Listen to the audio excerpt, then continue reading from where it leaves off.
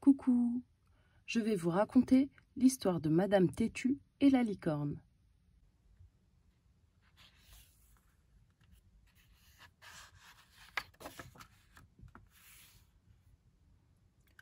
Madame Têtue est, comme tu peux l'imaginer, la personne la plus têtue au monde. Elle est têtue comme une mule. Elle est têtue comme un troupeau de mules. Quand elle avait quelque chose en tête, rien ne pouvait la faire changer d'avis. Par exemple, la semaine dernière, elle avait décidé de faire un pique-nique. La météo avait annoncé de la pluie. Ses amis lui avaient annoncé de la pluie. Il pleuvait même quand elle partit pique-niquer.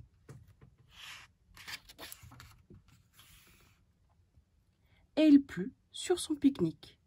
Mais elle était si têtue qu'elle n'avait même pas pris de parapluie.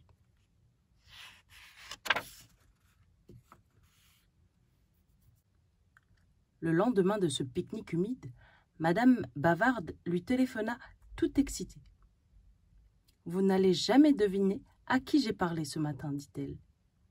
Je me promenais dans la forêt, près de la rivière, quand j'ai vu la chose la plus extraordinaire qui soit.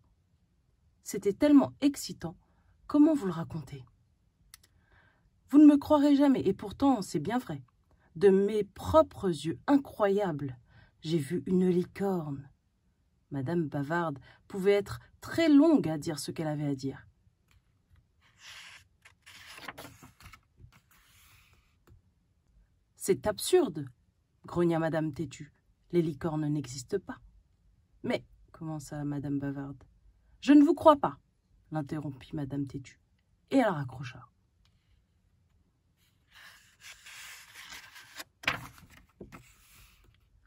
Le lendemain, Madame Têtue rencontra Monsieur Malchance, très agité lui aussi. « Vous ne devinerez jamais contre qui je me suis cogné ce matin. Contre une licorne, dit-il fièrement. «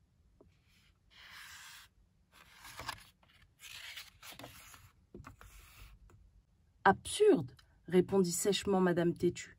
Les licornes n'existent pas. »« Mais, commença Monsieur Malchance. »« Mais rien du tout, je ne vous crois pas, dit Madame Têtue, et elle partit.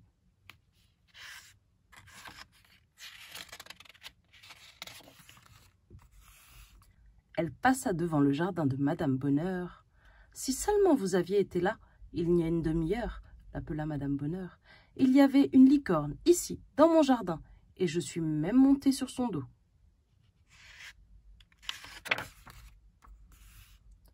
Absurde !» s'exclama Madame Têtue. « Les licornes n'existent pas. »« Mais, commença Madame Bonheur. »« Il n'y a pas de mais, trêve de baliverne, l'interrompit Madame Têtue. »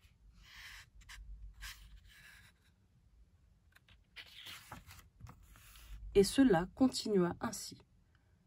Tout le monde semblait avoir vu une licorne. Monsieur Chatouille en avait chatouillé une.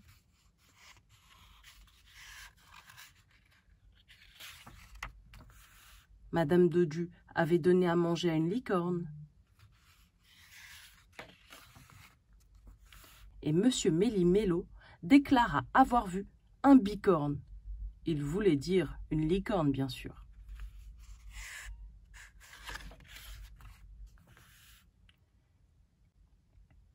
Et penses-tu que Madame Têtue crut l'un d'entre eux? Non, bien sûr, pas un seul instant.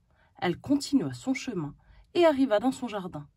Là, blanche comme la neige, tentant d'attraper des pommes dans l'arbre de Madame Têtue, se tenait une licorne.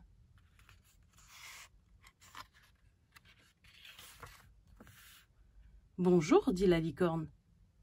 J'ai entendu dire que vous ne croyez pas aux licornes. »« En effet, dit Madame Têtue, les licornes n'existent pas. »« Que suis-je dans ce cas ?»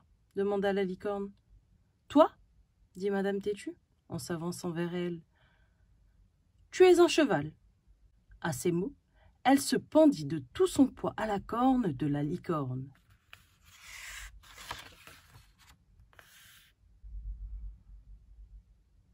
Mais à sa grande surprise, la corne était une vraie. « Eh bien, demanda la licorne, qu'avez-vous à dire maintenant ?»